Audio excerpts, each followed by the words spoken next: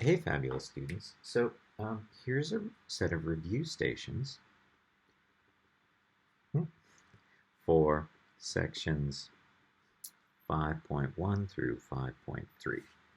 Um, so we're given in station 1, f of x equals absolute value, x squared minus 4x. Now, a number of students have said to me, um, I don't know how to do this without a calculator. And so, well, let's talk about how to do this without a calculator. How would you graph that? Okay, you'd factor. You'd have x minus 4. You'd say, hey, this thing has zeros at 0 and 4. And so it would go like that. Except ours is in absolute value. And absolute value takes negative things and makes them positive. So our graph looks like that. Okay? Now, we're asked some questions here. Does f prime of 0 exist at this point? And we say no, because the limit as x approaches 0 from the negative side of f prime, not f. It's not the y values here that are the problem. The y values are approaching the same y value. The y value at the point is the same, and so the function is continuous at 0. The problem we have is that the limit of the slopes isn't the same from both sides. Limit x approaches 0 for positive f prime. Okay? So, no, does not exist. What about f prime of 4? Yeah, we've got the same issue. We have this very negative slope here, and we have this positive slope over here, and that ain't a 0 slope in between. That's another one of these. Determine the extrema for f of x. Okay, so, I'm thinking the only thing I can talk about here as far as extrema goes are these minimums. And so there are minimums at x equals 0 and x equals 4. Yeah, that's that. But wait a second. Huzzah! That's a 0 slope. Like, I was looking at these, thinking about undefined slope. At 0 and 4, I have undefined slope. But here, halfway in between these two x-intercepts on this parabola, at 2, I have a 0 slope. So I got a bunch of critical numbers here. Negative, positive, negative, positive. If I make an f prime sign chart. Mr. Kuka, I don't know how to take the derivative of that. Yeah, me neither. That's why I'm looking at the stupid picture. Decreasing, f prime is negative. Increasing, f prime is positive. Decreasing, f prime is negative. Increasing, f prime is positive. And so now I can write justifications for my mins at 0 and 4 and for my max at 2. Okay? I'm going to let you write those justifications. If you don't know them by now, please come see me, and I will look at you funny and then give them to you. Okay, station 2 says draw an even function that has all these qualities. All right, so I'm looking at these qualities, and I notice that they go from 0, 1, 2, out to 3. I also noticed that they said that f was an even function. Remember, even functions reflect across the y-axis. So there's going to be stuff here, here, and here. But we're going to deal with that later. First, f of 0 is 4. So I've got this point 0, 4. Between 0 and 1, f is above the x-axis. F prime is positive. That means f is increasing. And f double prime is positive. And that means that f is concave up. Okay? Then, at x equals 1, f prime is equal to 6, 1, 6, but f prime is undefined. Well, that sounds to me like I got something like that going on. Let's see if we can confirm it. What does it say happens at f double prime? Well, I'm told that f double prime is going to be concave down. Oh, f is concave down from 1 to 2. Okay, little shark fin action going on there. F of 2 is 0, so I guess I have to come all the way down to there. Just want to make sure f prime is negative. Yes, f is decreasing on 1 to 2. And then from 2 to 3, I have f prime is negative, which means this function continues to decrease. However, f double prime is positive, so f is concave up. So that's what I'm looking at right now, except that I remember, didn't they say this was even function? So I have to reflect, boink, boink, across the y-axis. And don't forget to, label something like 1, negative 1, 6. Okay? You don't have to label these y values at 3 and negative 3 because we don't have any information about at 3 or negative 3. Great. There's station 2. Let's take a look at station 3. Station 3 says the volume of a box is given as v equals x, 10 minus 2x, 16 minus 2x on 0 to 5. Find the extremes of v on 0 to 5. Well, in order to find those extremes, I really want a v prime sign chart, which means I have to take the derivative of this. And I'm very uncomfortable taking the derivative of these 3 pieces.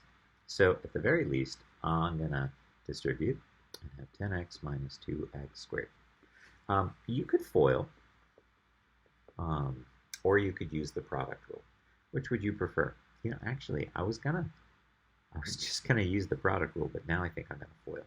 So I have 160x minus 32x squared minus 20x squared plus 4x to the third. There's volume. We'll combine some like terms.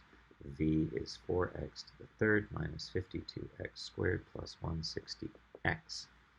And so v prime is going to be 12x squared minus 104x plus 160. I wish 12 went into those evenly, but it looks like 4 might go into those evenly. Maybe that would help. So 3x squared minus 26x plus 40. Okay, and can we think of the factors of 120 that add up to negative 26? Negative 10 and negative 12 is negative 22. All right, let's push them a little further apart. How about 8 and 15? That's 23.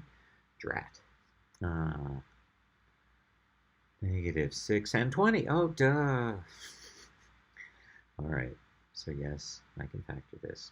3x, x. I want a 20 and a 2, a minus and a minus. Okay. So I'm going to have v prime equals 0 at 20/3 and at 2. All right. Get rid of this. Can get rid of this.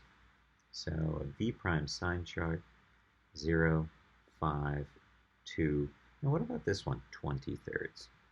Well, that's 6 and 2/3, and that's not in. So we throw that away. Okay, so v prime, let's go. Plugging in a 1, I get a negative. Plug in a 1, I get a negative, so that's a plus. If I plug in 3, 9 minus 20 is negative 11. 3 minus 2 is 1. So a negative times a positive is a negative. And so I can say the extremes of v occur at, there's a max, at x equals 2 on v, because to the left of x equals 2, v prime is greater than 0, and to the right of x equals 2, v prime is less than 0. Nice. So we've got a great justification for max at 2, but what about the mins? Extrema means both mins and maxes. And so I know the endpoints. From this point, v increases. Therefore, x equals 0 is a min because to the right of x equals 0, v prime is greater than 0, and x equals 0 is the left endpoint. I also can say x equals 5 is a min because min on v, because to the left of x equals 5, v prime is less than 0, and x equals 5 is the right endpoint. Okay. Interpret the extrema in terms of the volume of the box. Well, the maximum volume of the box occurs when x equals 2. But here, it's interesting.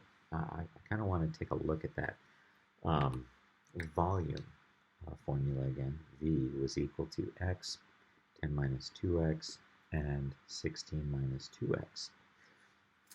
And we're saying 0. So what happens if I plug a 0 in here? Well, 0 times stuff is 0. V of 0 equals 0. So frankly, yeah, that is a minimum. I got no box because I got no volume. What about v of 5? Well, if I plug a 5 in here, 2 times 5 is 10, and 10 minus 10 is 0, and 0 times stuff, yeah, it's still 0.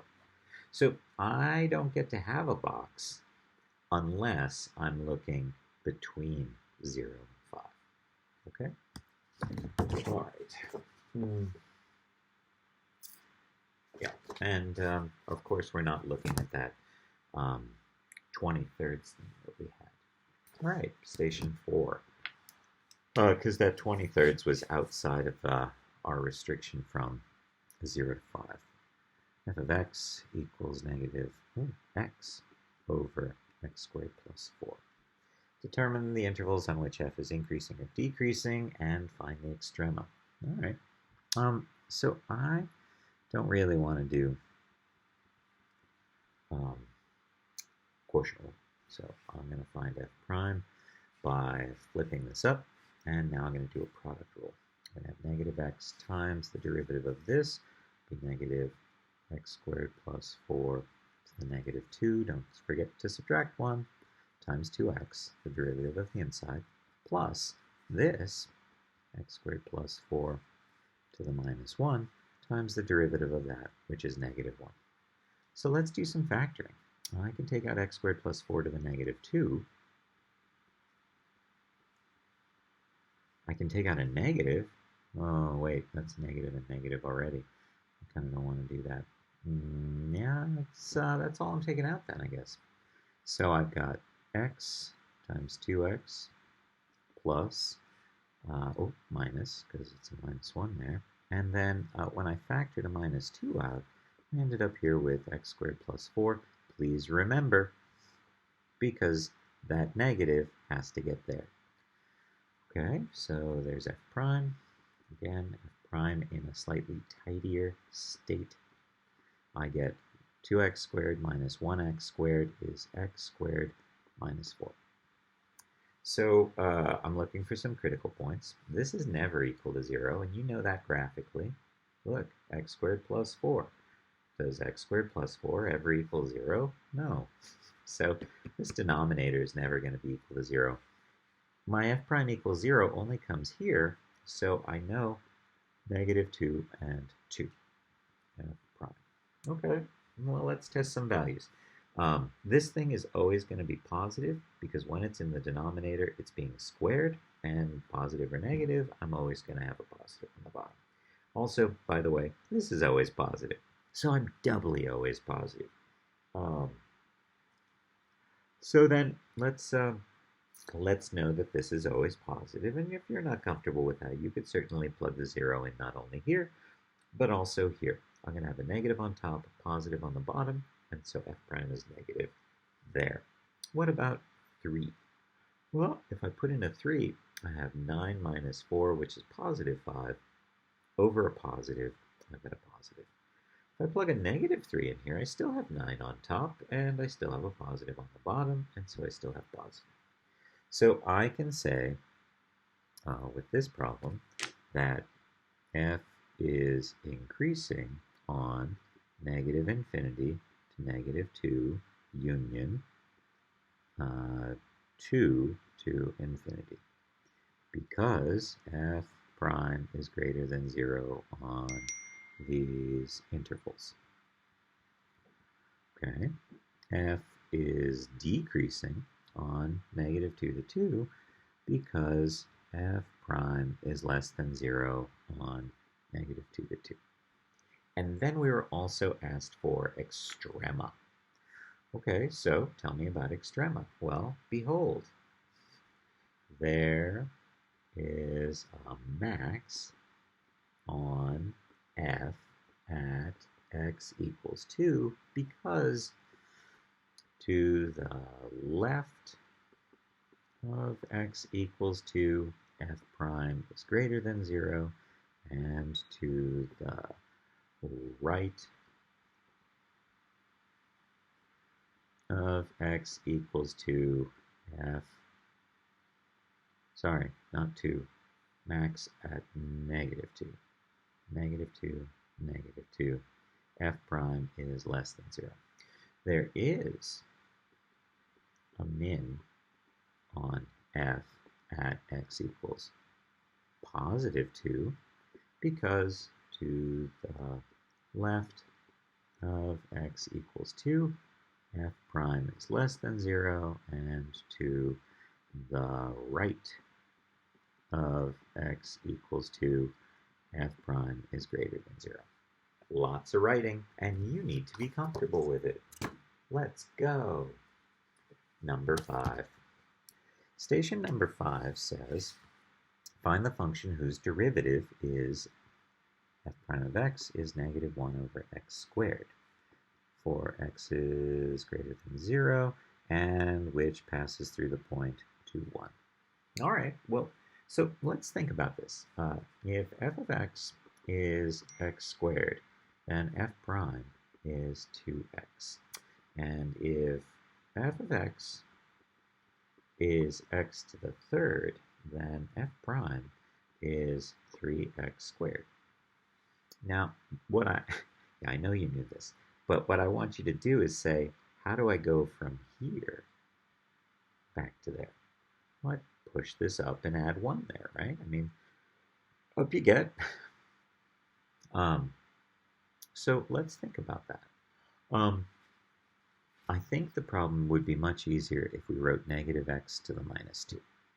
Because then you could say, okay, I got to add 1 here. Well, it's going to be x to the minus 1 because minus 2 plus 1 gives me that. And so maybe this is my f of x. Well, let's see. If I take the derivative of this, I would bring down that negative 1, and I would subtract 1 here. Ah, that's great. But wait a minute. Even though I think I found my f of x, 1 over x, my f of x is supposed to pass through this point. If I plug in a 2 here, I get 1 over 2. I'm supposed to get 1. Remember, when we go backwards, and this was one of those amazing things that came from knowing the mean value theorem, that functions that have the same derivative all differ by a constant. And so what that means is, if I have x squared plus 3, and f, g, and x squared, and h, x squared minus 4, and I take the derivative of each of these, f prime is 2x, g prime is 2x, and h prime is 2x.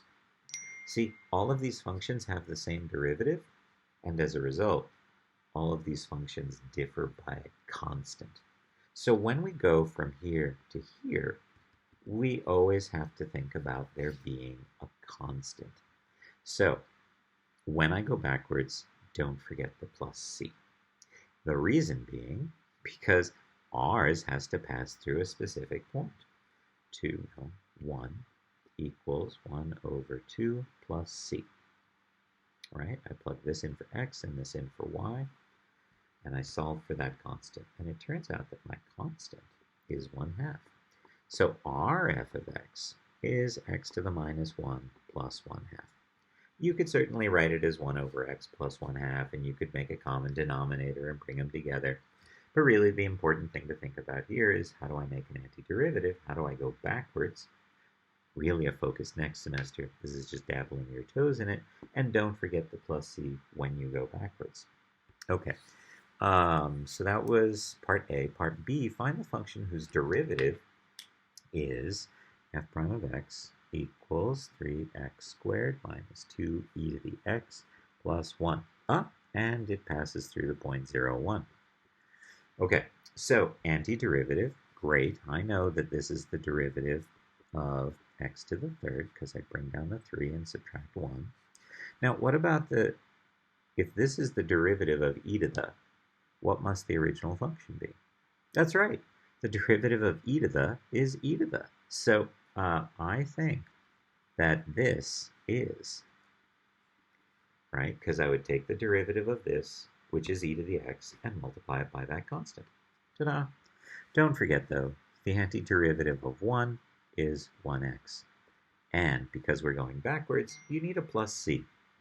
So let's plug in a 0 for x's and a 1 for y's. 0 to the third minus 2e to the 0 plus 1 times 0 plus c. All right, so that's going to be 0.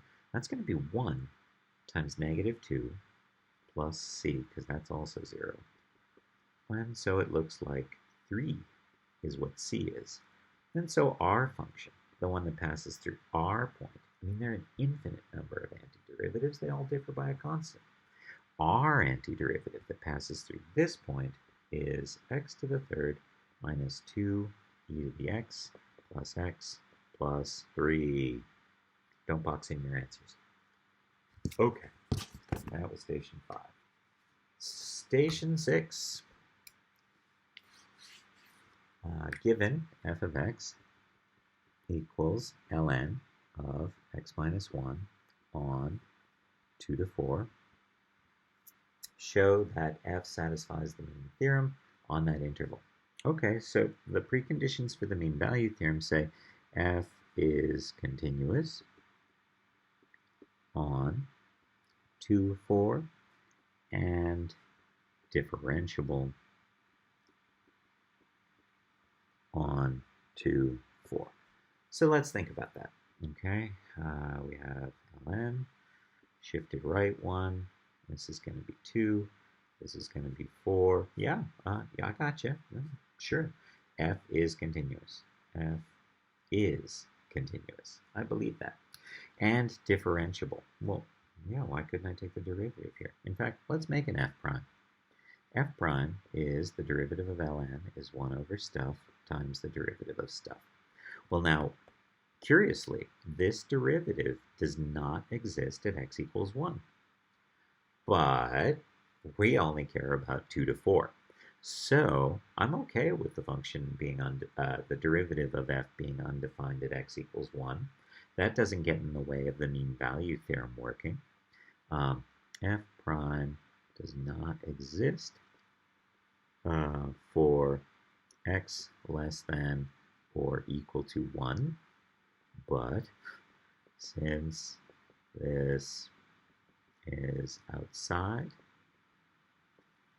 of 2, 4, yes, f meets the preconditions. Now, you know, some of it is like this part up here. Maybe you want to put it down here. You know, just whatever your level of paranoia is. F meets the preconditions for MVT. Second, find C on 2 to 4 that satisfies MVT. All right.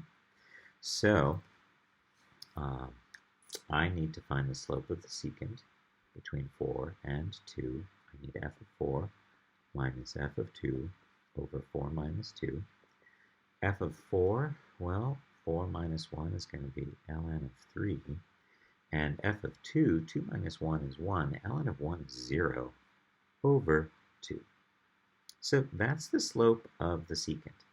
And remember, mean value theorem says there's got to be at least one place where the derivative at that one place is equal to f of b minus f of a over b minus a.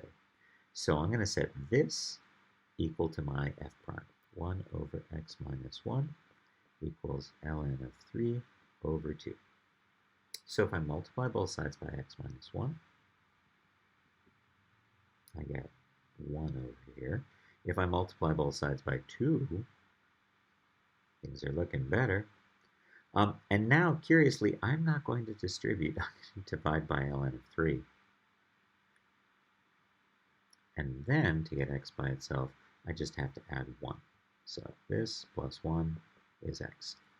Now, do I know where this place is? Yeah, not a clue. I'm desperately hoping that that's somewhere on 2 to 4.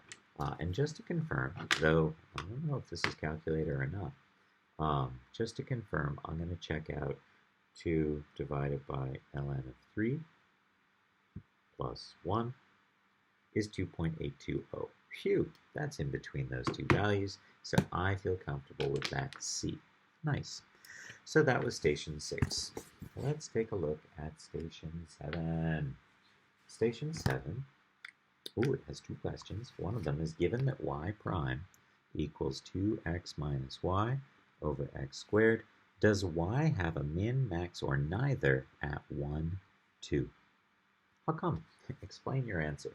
All right, well, so this is an opportunity for me to think about the second derivative test. And here's what I mean. If I plug in this 1 and this 2, I get 0 on top over 1, which is 0. So I know y prime at 1, 2 is 0. Well, that's great.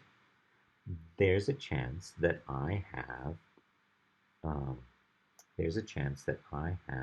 a max or a min. Well, it could also be neither at that point because y prime is 0.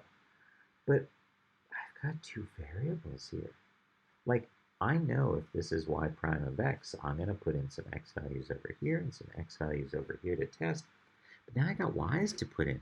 And so do put y values here and y values here and y values here and y values here? Yeah, no. No, because that's crazy.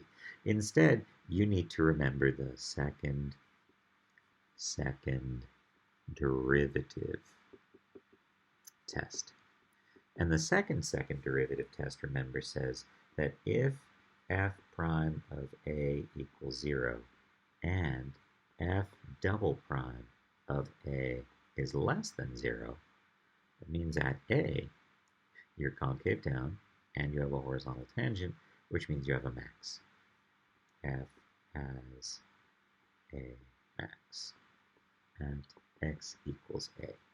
And if f prime of a equals 0 and f double prime of a is greater than 0, now we're looking at this situation.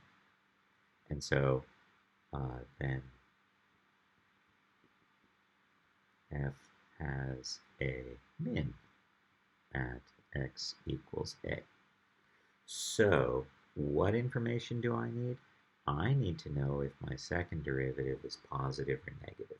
Having determined that the first derivative is 0, I've met this precondition, but I now need to figure out if y is concave down or concave up at that point. So I have to take the derivative of y prime. Okay, let's take the derivative of y prime. Y double prime would be low d high. Don't forget the derivative of y is called dy dx minus high d low all over low squared. Okay, and so I know I'm supposed to plug in 1 and 2 for x and y. However, I have a dy dx here. And guess what? Another name for y prime is dy dx. So I got to take all of this and put it there. Okay, I'm not going to do that. I'm going to plug 1, 2 in here. We already know that's equal to 0. So I'm going to have 1 squared, 2 minus 0 minus 2 minus 2 times 2 times 1 all over 1 to the 4th. Well, 2 minus 2 is 0, and 0 times stuff is 0, so all that goes away. Here I have 2 minus 0 is 2 times 1 is 2 over 1, and so I get y double prime equals 2, or y double prime at a equals 2. Aha, says y. That means since y double prime is positive, y must be concave up, and therefore there is a min at x equals, at word pair 1, 2, because, and then I have that justification conveniently right here. Okay? Okay, no, really, it's going to be on the exam. So you need to know how to do the second derivative test.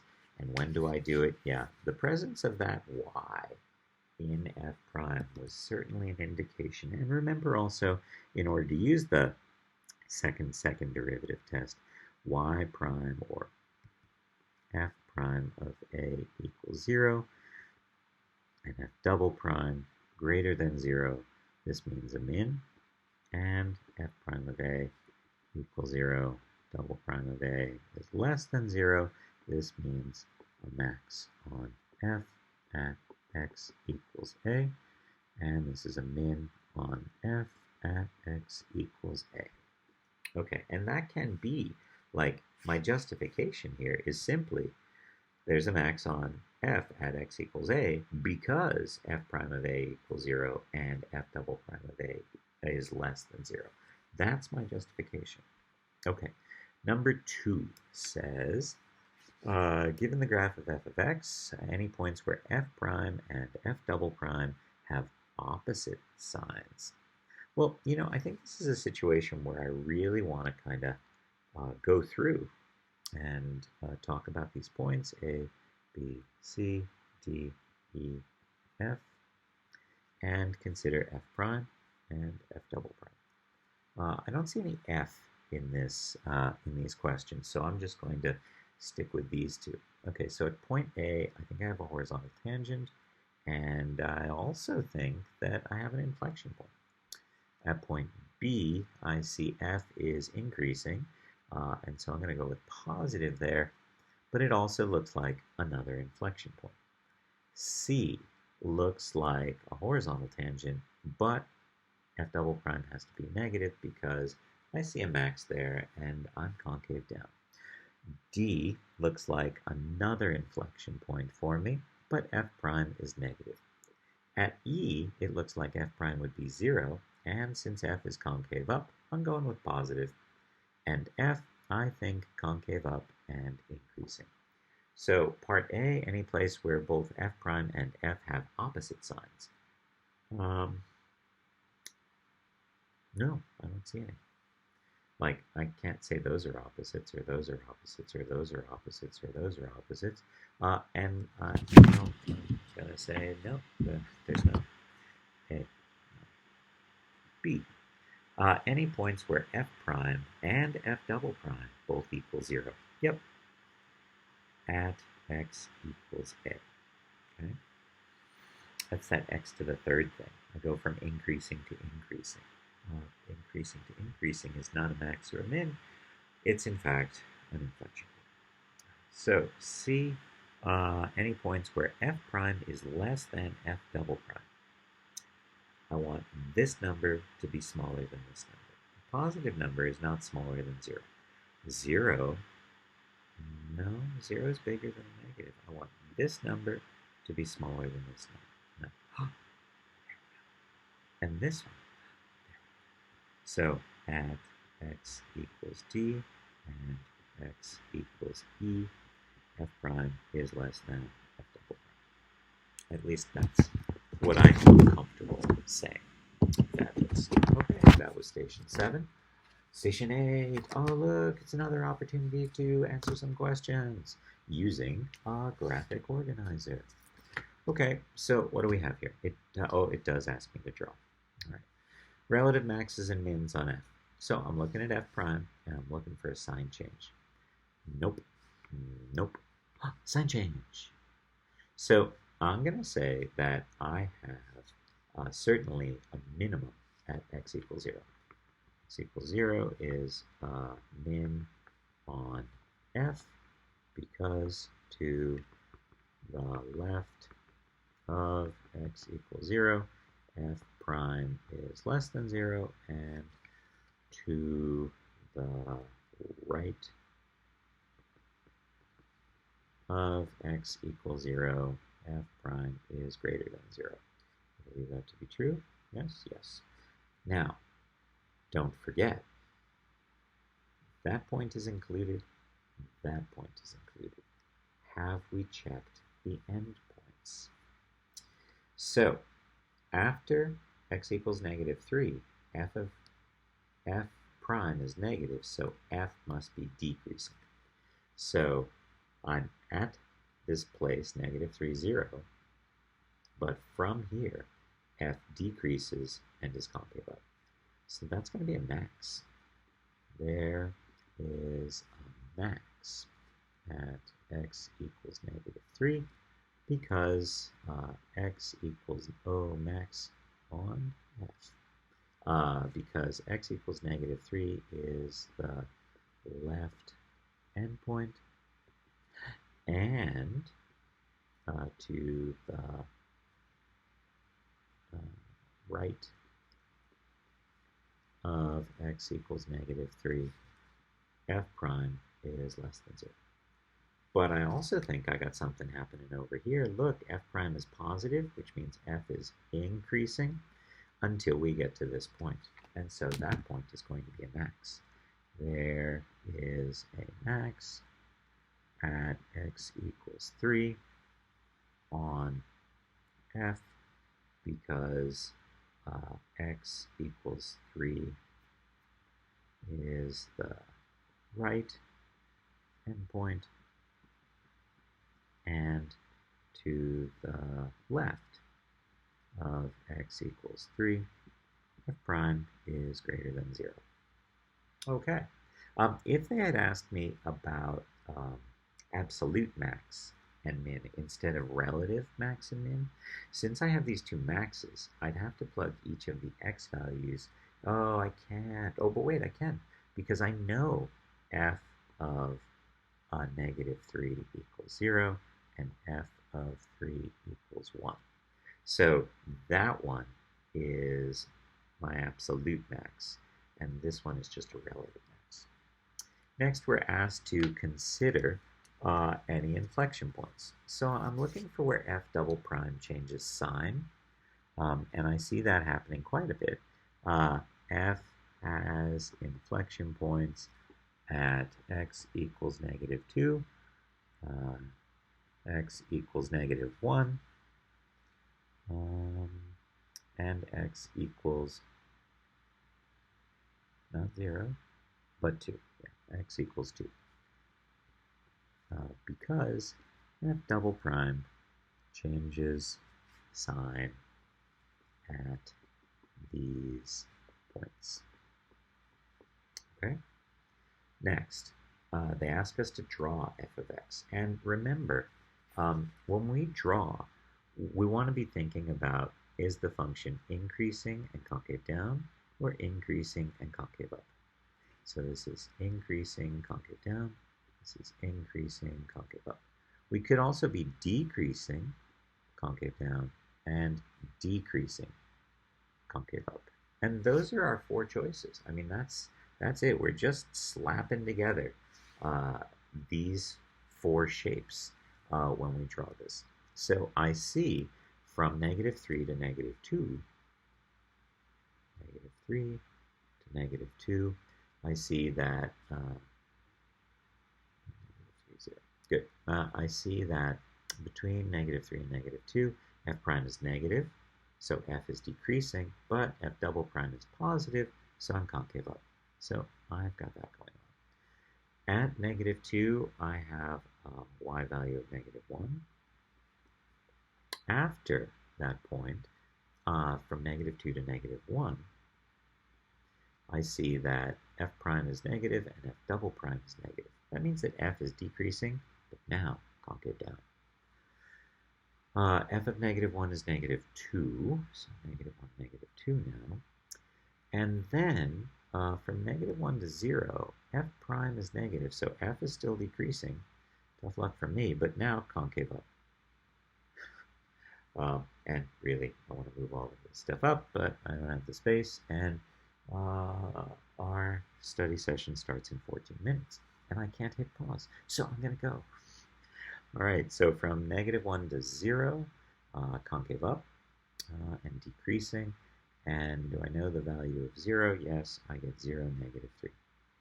And then from 0 to 2, I have f prime positive, so f is increasing, and f double prime positive, so f is concave up. And by the time I get to 2, I have a y value of 0. Finally, from 2 to 3, f prime is positive, so f is increasing, and f double prime is negative, so f is concave down. And I finish at the point 3, 1. And so there's my graph. Okay, that was station 8. Let's take a look at station 9. Station 9, find the inflection points. Okay. In order to find inflection points, I need a second derivative.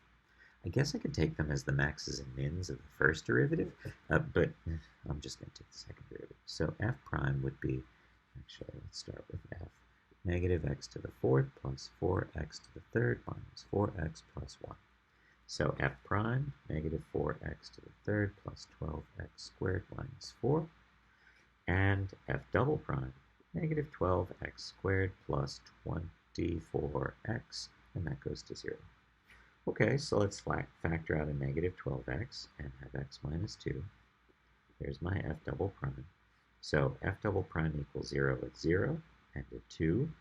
Let's test some values like -1, 1, and 3. If I plug in a negative here, negative times negative is positive, times, -3, positive times negative is negative. And if I plug in a 1, 1 minus 2 is negative, 1 here, -12 times -1, that's positive. And if I plug in a 3, this is going to be positive 1, this is going to be -36, negative times positive is negative. So, inflection points. Yeah, I got them. They're at x equals 0 and x equals 2. Doesn't say to justify, but we know we have to justify. Though, because I only have 12 minutes, and I have 4 more stations, plus this one. No, I'm not going to rush it any more than I have. I'll write them out. Okay. I kind of want this f prime because I think they're about to ask me to do something with it. -4x to the 3rd plus 12x squared minus 4. Really, I don't want to do anything with that without a calculator. It's very interesting. Yeah, I can't wait to see how that works out for us. Okay. Justifying. F has inflection points at x equals 0 and x equals 2 because f double prime changes sign at x equals 0 and x equals 2. All right, so that's part A. What about part B? When is f concave down? F is concave down when f double prime is negative. So I can say that B, f is concave down on -infinity to 0, union 2 to infinity. Because f double prime is less than 0 on those intervals.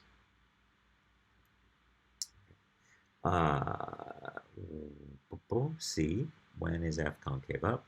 F is concave up on 0 to 2, because f double prime is greater than 0 on 0 to 2. Now we're asked about increasing and decreasing. Now I need this. Well, yeah, I can take out a negative 4, x to the third minus 3x squared, and I took out a negative 4, so plus 1. But that, yeah, without using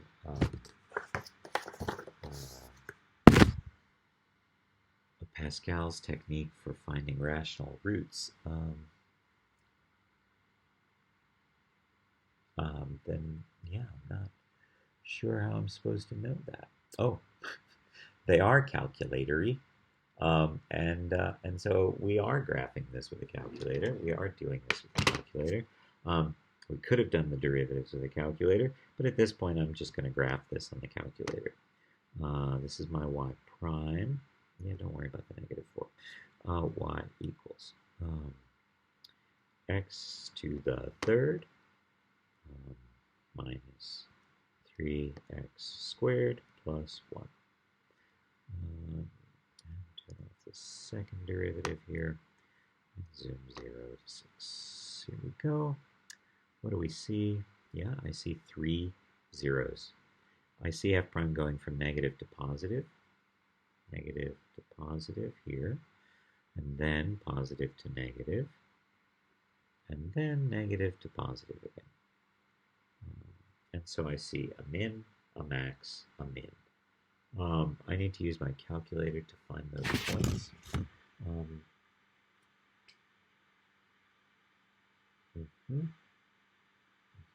I should find that max here. What? That's very interesting. My note here seems to suggest that there are, I get 2 mins. Did I forget this? Oh yeah. Remember how I said don't worry about that? Yeah, well, guess what? That changes all these signs. So no, I can't forget about that. And so I have 2 maxes. The maxes occur at negative 0.532 and at 2.879. And I'd like you to write the justifications for those. And we have a min at x equals 0.6527 or 653. Okay. Yeah. I'm going to let you write those justifications. Okay, next. Station 10. Given the position function, okay, position function, s of t equals 3t squared minus 2t to the third for an object moving along the x-axis, find v of t. So v of t is the same as s prime of t, and that's going to be 6t minus 6t squared. There's st, s prime of t or v of t. B says find a of t. Well, we know that a of t is v prime of t, which is also s double prime of t, and so I just have to take the derivative here. I get 6 minus 12t. When is this particle moving to the right? Okay, so let's look at a v sign chart. If I factor out a 6t, I have 1 minus t. So I've got zeros at 0 and at 1. If we plug some values in, like 2, I'm going to have negative 24. I'm going to have 12 minus 24. That's going to be negative. If I plug in 1 half, 1 half times 6 is 3, and 1 half squared is 1/4. So I have 6/4 or 3 halves. 3 minus 3 halves is positive 3 halves. And if I plug in negative 1, negative 1 squared is 1. 1 times negative 6 is negative 6. And if I plug in negative 1 here, I have another negative 6. I get negative 12. And therefore, v, which is s prime, will be negative on that interval. So when is the particle moving to the right? As the particle moves right on 0 to 1 because v equals s prime is greater than 0 on 0 to 1. Okay, and when is acceleration equal to 0? So I want to set this a function equal to 0. 6 minus 12t equals 0. 6 equals 12t. I can't tell you how many students over the years I've had who've told me that the answer to this problem is 2. No, it's not. It's 1/2. Don't do it in your head. A equals 0 when t equals 1/2. Okay, and describe the motion of the particle from 0 on. Well, we've got a v prime sign chart. We can say the object is moving to the right a bit until t equal 1 second, and then starts moving to the left. And if we look at a of t, we've got 1/2 here. And if I plug in a 0, I get a plus and a minus. So concave up, position function, and then concave down. So this is increasing and concave up, and then my inflection point and changing to increasing but concave down until we get to our maximum at 1, at which point v becomes negative again, and so we know that position is decreasing. And I'm going to be concave down and decreasing forever. So how do I translate this into words? Speeding up, slowing down, slowing down. No, this isn't. I really want to look here. So the particle is speeding up from 0 to 1/2, then slowing down from 1/2 on. Now, remember what's happening here is because v is 0, the object stops and starts moving in the opposite direction. So the object is going faster, is positive. Oh, but wait, even though we're moving to the right, we're slowing down, and becoming 0. And then, oh, now we have v is negative, so we must be traveling to the left. And so that's what I'm going to say for that one. What do I say here on the back of the station? It says particle speeds up until t equals 1/2. Then it starts slowing down until t equals 1, when it stops moving right and begins moving left. Okay, it's 11:28, and so even though I only have 3 stations left, those are going to have to wait for another video. All right, take care.